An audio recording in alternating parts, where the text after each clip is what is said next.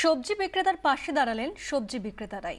কৃষ্ণনগরের পাত্রবাজারের সবজি বিক্রেতা প্রদীপ সাহার বছর 15 মে দীপান্বিতার দুটি কিডনি খারাপ। সপ্তাহে 3 দিন ডায়ালিসিস।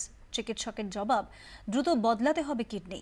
সাধ্যমতো চিকিৎসার টাকা জোগাড় করছেন সবজি বিক্রেতারাই, তবে সামর্থ্য সীমিত। তাই সকলের কাছে সাহায্যের আবেদন অসহায় বাবার।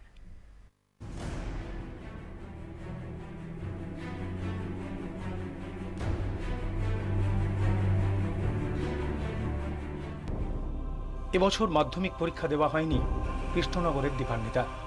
ঠিক পরীক্ষার আগেই ধরা পড়ে দীপান্বিতার দুটো কিডনি খারাপ। এখন ডায়ালিসিস করছি শক্তিনগরও, কৃষ্ণনগর শক্তিনগরও করছি। বাবা বন্ধুরা মিলে নিয়ে যাচ্ছে, ডায়ালিসিস করে এখন একটু ভালো আছে। মেয়ের চিকিৎসার জন্য কলকাতা থেকে চেন্নাই সব জায়গায় ছুটে গিয়েছেন তার বাবা। কৃষ্ণনগরের পাত্রবাজারে সবজি বিক্রি করেন প্রদীপ সাহা।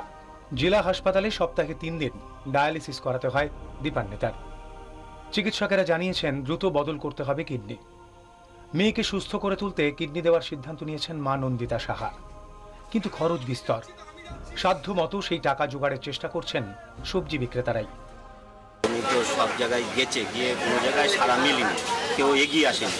তো এবার আমরা পাত্রবাজারে ওনার ব্যবসা করি, এখানে যতটা পারবো আমরা বন্ধুবান্ধব ওকে সাহায্য হাত বাড়িয়ে দিই।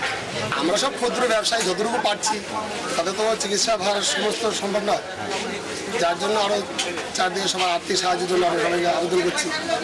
কিডনি প্রতিস্থাপনের জন্য প্রয়োজন 10 লক্ষ টাকা। সকলের কাছেই পাশে দাঁড়ানোর আর্জি অসহায় বাবার। যদি কোনো সহযোগী ব্যক্তি, এমএলএ, এমপি কিংবা আমাদের মাননীয় মুখ্যমন্ত্রী যদি একটু সাহায্যের হাত বাড়িয়ে দিতেন, তাহলে আমার পক্ষে হয়তো মেয়েটাকে সুস্থ করে আবার পরীক্ষাটা দিতে পারতো, সব সুন্দর জীবনযাপন করতে পারত। 24 ঘন্টার জন্য অনুপ দাসের রিপোর্ট, নদিয়া।